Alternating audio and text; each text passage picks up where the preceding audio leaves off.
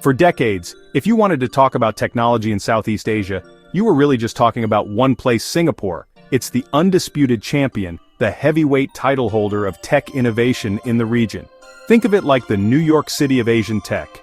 It's where the big money is, where the global giants plant their flags, and where everything feels polished, planned, and powerful. For years, this tiny island nation has punched way above its weight, creating a reputation so shiny, you could almost see your reflection in it. But here's the thing about being at the top. Everyone else is watching, learning, and figuring out how to get there too. And a new story is starting to unfold. One that suggests the future of tech in the region might not be a one-city show. This isn't about Singapore falling off a cliff, not at all. It's more like a blockbuster movie where the main character has been so dominant for so long that you forget other heroes are in training. Singapore built its empire with a clear, deliberate strategy. It was the architect, drawing up the blueprints for a perfect tech city before the first brick was even laid. The government didn't just encourage tech, it engineered an entire ecosystem to nurture it. This meticulous planning created a stable, predictable, and incredibly attractive environment for global companies. But as the world changes, the very strengths that made Singapore a titan are being met with a different kind of power. A raw, energetic, and massive force rising from another corner of the region. The challenger in this story is the Philippines, a nation long known for other things like its beautiful beaches and its world-famous call centers. But something has been quietly brewing there, a transformation that's turning the country from a service provider into a creator. It's a classic underdog story, but with a twist. The Philippines isn't trying to copy Singapore's playbook, it can't. Instead, it's using its own unique advantages, a massive, young, and digitally native population to build something new. It's less like a carefully designed skyscraper and more like a sprawling, energetic city that's building itself from the ground up, block by unpredictable block. So the big question is no longer if another country can rise in the tech world, but how. As we look toward the future, we see two different models for success emerging. One is based on precision, control, and top-down excellence. The other is fueled by sheer numbers, youthful energy, and a chaotic but powerful grassroots movement. This sets the stage for a fascinating dynamic in Southeast Asia, where the meticulously planned architect meets the relentless, fast-moving builder. It's a tale of how a region's tech landscape is becoming richer, more diverse, and a lot more interesting for everyone involved. Singapore's journey to becoming a tech powerhouse was no accident. It was a masterclass in strategic top-down nation-building.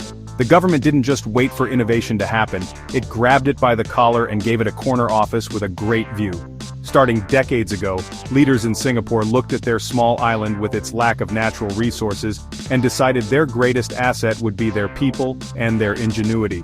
They poured billions into creating a world-class infrastructure, from blazing fast internet to seamless public transport, making the country a magnet for international talent and investment. It was a deliberate, calculated move to become the smartest city in the world, long before smart city was a buzzword. This vision was formalized through initiatives like the Smart Nation program. This wasn't just a catchy slogan, it was a detailed blueprint for a digital future. The government invested heavily in research and development, setting up institutes and funding projects in areas like artificial intelligence, cybersecurity, and fintech. They made it incredibly easy to do business, with clear regulations, low corporate taxes, and strong intellectual property protection. This created a safe and predictable environment, which is exactly what big multinational corporations like Google, Meta, and Amazon look for when they're deciding where to set up their regional headquarters. Singapore basically rolled out a red carpet for the global tech elite, and they showed up in droves. The numbers tell the story loud and clear. Singapore consistently ranks among the top countries in the world for digital competitiveness and ease of doing business. Its digital economy is a beast, contributing a significant chunk to its GDP, and it's on track to grow even more. In 2023, Singapore attracted over $15 billion in venture capital funding, which is a massive amount for a country of just under 6 million people. This isn't just luck. It's the result of a long-term strategy focused on quality over quantity. Singapore has always aimed to be the best, not the biggest. It's a curated ecosystem, designed to produce high-value, cutting-edge technology. But this perfectly manicured garden has its limits. The focus on control and perfection means it can be expensive and highly competitive. The talent pool, while incredibly skilled, is relatively small. This model is fantastic for established giants and high-tech research, but it can be a challenging place for scrappy, disruptive startups that thrive on chaos and need room to grow fast and cheap. Singapore's strength lies in its precision engineering, but the next phase of digital growth in Southeast Asia might be driven by something else entirely: the power of mass scale and raw, untamed energy. And that's where the story takes a turn toward the Philippines. Now let's hop over to the Philippines and you'll see a completely different picture. If Singapore is the world's most advanced high-tech laboratory, the Philippines is a massive, bustling workshop buzzing with raw energy. The country's single greatest advantage isn't a government policy or a tax incentive, it's its people.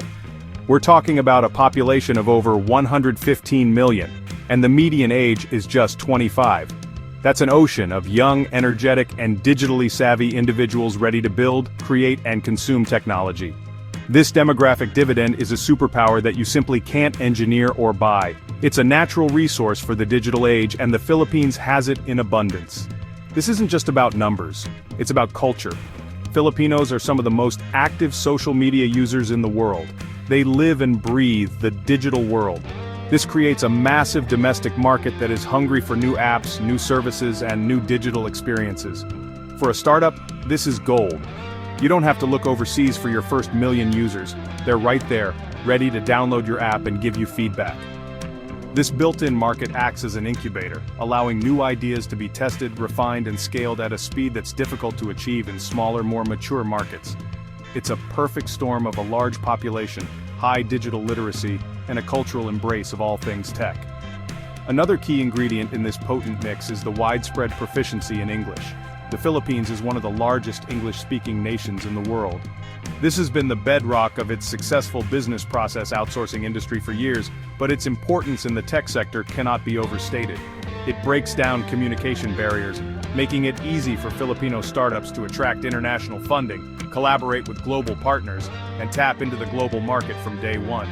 A developer in Cebu can seamlessly work with a team in Silicon Valley, and a founder in Manila can pitch to investors in London without a translator. This linguistic advantage is a bridge to the rest of the world.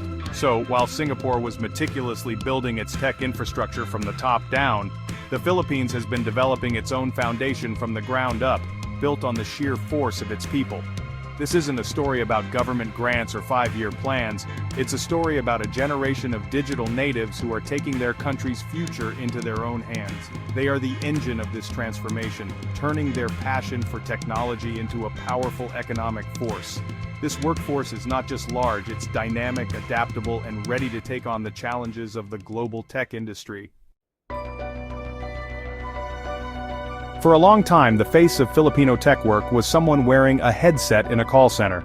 The BPO industry was, and still is, a massive employer and a cornerstone of the economy. It taught the country how to serve global clients, how to work in a 24/7 business cycle, and how to deliver world-class customer service. But that was just the first chapter. Today, the story is evolving. The skills that made the Philippines a BPO giant are now the foundation for a much more ambitious leap into higher-value tech jobs. The country is moving from answering calls to writing the code that makes the calls possible. This shift is happening fast. Universities and coding boot camps are popping up all over the country, churning out a new generation of software developers, UI and UX designers, data analysts, and cybersecurity experts. These aren't just entry-level positions anymore. Filipino tech professionals are increasingly taking on senior roles, leading teams, and architecting complex systems for both local startups and international companies. The country has become a global hub for game development, with major studios setting up shop to tap into a rich pool of creative and technical talent. The transition from BPO agent to blockchain developer is becoming a common career path. What's driving this evolution? Part of it is a natural progression. The BPO industry created a workforce that was comfortable with technology and fluent in the language of international business. Now that same workforce is upskilling, driven by higher salary potential and a desire for more creative and challenging work. The government and private sector are also fueling this change. Initiatives like the Philippine Startup Development Program are providing support and funding, while tech communities and online forums are fostering a culture of continuous learning and collaboration. People are teaching each other, sharing skills, and building a collective knowledge base that is lifting the entire industry. This talent evolution is creating a powerful feedback loop. As more Filipinos move into high-skilled tech roles, it signals to the world that the country is more than just a source of affordable labor. It's a source of genuine innovation. This attracts more complex and interesting projects, which in turn creates more demand for high-level skills. The stereotype of the Filipino worker is being rewritten in real time. The headset is being replaced by a keyboard, and the script is being replaced by original code. This is the new face of Filipino tech, skilled, ambitious, and ready to build the future. With a massive pool of talent and a huge domestic market, it's honestly no surprise that the Philippines is experiencing a startup explosion. It's kind of like a digital gold rush, you know? New companies are popping up in every sector imaginable, from fintech and e-commerce to health tech and edutech. And these aren't just small passion projects, a lot of them are attracting serious funding and scaling at a breathtaking pace. Take Gcash, for example. It started out as a simple mobile wallet and has grown into a financial super app with over 80 million users. It's become a household name, really, a testament to how quickly a local solution can capture a massive market when the conditions are just right. One of the biggest catalysts for this growth is the relatively low cost of doing business. In Singapore, renting an office and hiring a top developer can cost a fortune. But in the Philippines, that same investment can go much, much further. A startup can hire a full team of talented engineers for the price of just one or two in a more expensive hub. This lower burn rate gives founders more time to experiment, to make mistakes, and to find their product market fit without the constant pressure of running out of money. It really democratizes entrepreneurship, allowing more people with good ideas to take a shot at building a business. The government is also starting to play a more active role in fanning these flames. While it may not have the top-down, heavy-handed approach of Singapore, it's definitely creating a more supportive environment through new legislation. The Innovative Startup Act, for instance, provides grants, tax breaks, and other incentives to help early-stage companies get off the ground. Digital banking licenses are being issued, opening the door for a new wave of fintech innovation. Sure, there are still bureaucratic hurdles to overcome, but the direction of travel is clear. The government recognizes the potential of the tech sector and is working to clear the path for its growth. Of course, this rapid expansion comes with its own set of challenges, the growing pains of a young ecosystem. Infrastructure can still be a problem, with internet speeds that vary wildly across the country. Navigating regulations can be complex, and finding experienced senior leadership can be tough. But, you know, these challenges are being tackled with the same energy that fuels the startups themselves. This is not a polished, perfect ecosystem. It's messy, chaotic, and sometimes frustrating. But it's also vibrant, resilient, and bursting with an unstoppable momentum that is reshaping the country's economic future. When you place Singapore and the Philippines side by side, you really see two fundamentally different approaches to building a tech empire. It's the classic story of the architect versus the builder. Singapore is the architect. It designed a masterpiece, a city-state engineered for technological perfection. Every piece of its ecosystem, the laws, the infrastructure, the education system, was carefully planned and executed from the top down. The goal was to create a stable, predictable, and high-quality environment to attract the world's biggest and best tech companies. This strategy has been incredibly successful, turning Singapore into a global beacon of innovation and a trusted hub for capital and talent. The Philippines, on the other hand, is the builder. Its rise isn't the result of a single grand design. It's a grassroots movement, driven from the bottom up by the sheer energy and scale of its people. The environment is more chaotic, less predictable, but also incredibly dynamic and flexible. While Singapore focused on attracting global giants, the Philippines is growing its own giants from the ground up. The builders are the millions of young, digital native Filipinos who are starting companies, learning to code, and creating a vibrant domestic market. Their strength isn't in meticulous planning but in relentless adaptation and speed. Their approaches to talent are also polar opposites. Singapore's strategy is to attract the best of the best from around the world, creating a small, elite pool of highly specialized experts. It's a curated approach focused on quality. The Philippines' strategy is about scale. It's about cultivating a massive workforce with a broad range of skills, capable of handling everything from customer support to complex software development. This vast talent pool provides the manpower needed for hyper-growth companies that need to scale their teams quickly and affordably. One is a scalpel, the other is a sledgehammer. Both are powerful tools, but they're used for very different jobs. The startup environments reflect these differences perfectly. In Singapore, a startup often needs to be world-class from day one to compete for funding and talent in a high-cost, high-stakes market. The pressure is immense. In the Philippines, the lower costs and massive local market provide a more forgiving sandbox. Founders can build, test, and iterate with more breathing room. This fosters a different kind of innovation, one that's focused on solving immediate, real-world problems for a large user base. It's less about groundbreaking R&D and more about practical, scalable solutions. Neither approach is inherently better. They're simply two different paths to building a powerful tech economy. The world of technology is changing. The first wave of digitalization was all about building the core infrastructure and getting big, established companies online. Singapore was perfectly positioned for this, providing the stability and quality that global giants needed. But the next wave is different. It's about mass adoption, hypergrowth, and market scale. It's about building products for the next billion users, many of whom are in developing economies. In this new era, the qualities that define the Philippines, a massive young population, a large domestic market, and a flexible, low-cost environment, become massive strategic advantages. Scalability is the new king. A tech company's value is often tied to how quickly it can grow its user base. For a startup in the Philippines, the potential for scale is built in. With a domestic market of over 115 million people who are eager to adopt new technologies, companies can achieve massive growth without ever looking beyond their own borders. This allows them to build a strong foundation before expanding regionally. Singapore, with its small domestic market, forces startups to think globally from day one, which is a much harder and more expensive challenge. The Philippines offers a runway for growth that few other countries can match. Agility is just as important. In a fast-moving market, the ability to pivot, adapt, and build quickly is crucial. The builder mentality of the Philippines really fosters this kind of agility. The lower operational costs allow for more experimentation. Teams can be assembled quickly to jump on new opportunities. This is a stark contrast to the more structured and regulated environment of Singapore, where things can sometimes move more slowly. The chaotic energy of the Philippine tech scene, while sometimes messy, is also a source of incredible speed. It's an environment where you can have an idea on Monday and a working prototype by Friday. This doesn't mean Singapore becomes irrelevant, far from it. Singapore will likely remain the region's premier hub for deep tech, R&D, and global finance. It's where companies will go to raise huge rounds of funding and manage their regional operations.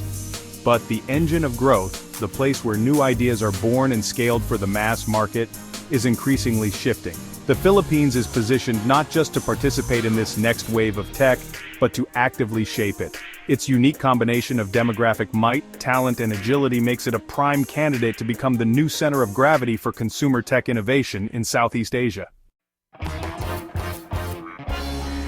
The rise of the Philippines as a tech power is not a threat to Singapore. It's really an opportunity for the entire region. This isn't a zero-sum game where one country's win is another's loss. Instead, think of it as the development of a more mature, more balanced, and more powerful Southeast Asian tech ecosystem. Singapore and the Philippines are not becoming direct competitors, they are becoming complementary partners. Each country offers something the other doesn't, and together, they create a much more compelling value proposition for the rest of the world. This friendly competition is the tide that will lift all boats. Imagine a future where a startup is born in Manila, leveraging the country's huge talent pool and low costs to build and test its product. It scales rapidly, capturing the massive Philippine domestic market. Then, when it's ready to go global, and needs to raise a massive Series C round of funding, it sets up a headquarters in Singapore to tap into the global financial markets and manage its regional expansion. In this scenario, both countries play a vital role in the startup's success. Singapore provides the capital and corporate governance, while the Philippines provides the scale and the engineering muscle. It's a powerful partnership. This dynamic actually makes Southeast Asia as a whole far more attractive to global investors. They no longer see just one shiny hub, but a diverse and interconnected region with multiple centers of excellence. They can invest in deep tech in Singapore, high-growth consumer apps in the Philippines, and e-commerce giants in Indonesia. This diversity reduces risk and opens up a much wider range of opportunities. The competition between hubs forces everyone to improve. It pushes governments to create better policies, universities to produce better graduates, and companies to build better products. The ultimate winner is the consumer, who gets more choice and better services. So, as we look to the horizon on this day, July 31st, 2025, the picture is incredibly optimistic. The narrative is shifting from a single star player to a dynamic all-star team. Singapore, the brilliant architect, laid the foundation and set a standard for excellence. Now, the Philippines, the relentless builder, is constructing the next floors of the skyscraper, adding scale, energy, and a new dimension of growth.